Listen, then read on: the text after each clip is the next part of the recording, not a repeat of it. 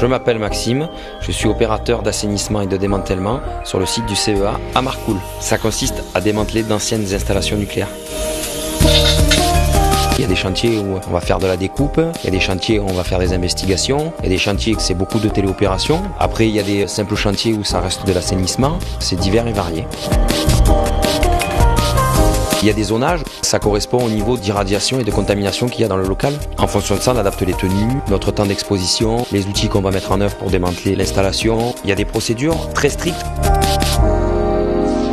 Les interventions sont bien préparées auparavant et la sécurité des agents, c'est la priorité. Nous, opérateurs, on est les premiers exposés, donc c'est dans notre intérêt personnel aussi que tout se passe bien. Le matin, quand j'arrive, je me mets en blanc. La tenue universelle, c'est la tenue de base des travailleurs du nucléaire.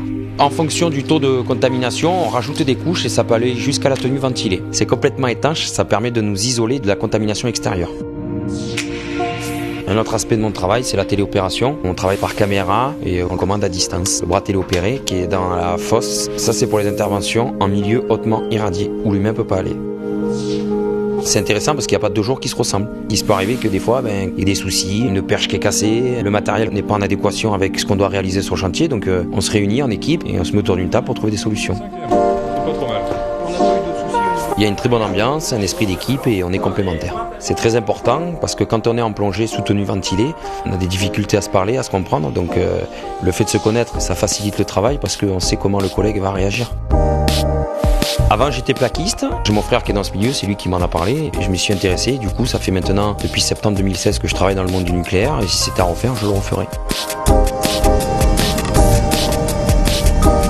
Démanteler et assainir en toute sécurité, ça, c'est mon job.